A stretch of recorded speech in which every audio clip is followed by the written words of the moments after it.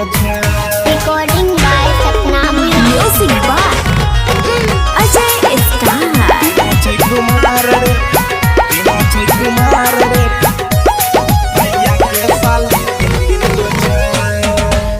भैया के बाराती चले होई के तैयार रे भैया के साली तीन गो भैया के साली तीन गो तीनों कुमार रे भैया के साली तीन गो तीनों कुमार रे भैया के साली तीन गो भैया के बाराती चले होई के तैयार रे भैया के साली तीन गो तीनों कुमार रे भैया के साली तीन गो भैया के साली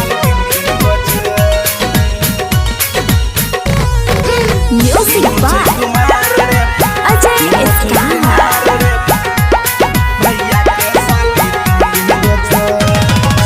मटकी चल हिरनी जैसन चाल रे 16 के उमर में लागे छै बड़ी बबाल रे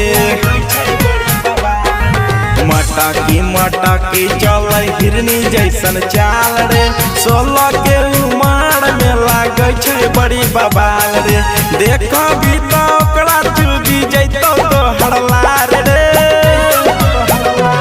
भैया के साली तीन गो तीनों कुमार रे भैया के साली तीन गो तीनों कुमार रे भैया के साली तीन गो तीनों कुमार रे भैया के साली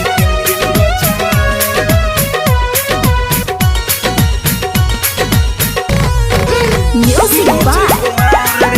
Ajay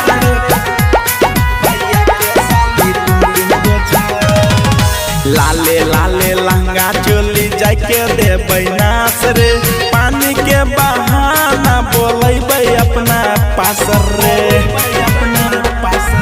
लाले लहंगा चोली जाके देबै नास रे पानी के बहाना बोलेबै अपना पास रे छेदी है न जे पिकड़न नहीं तो देतो गार रे भैया के साली तीन गो तीनों कुमार रे भैया के साली तीन गो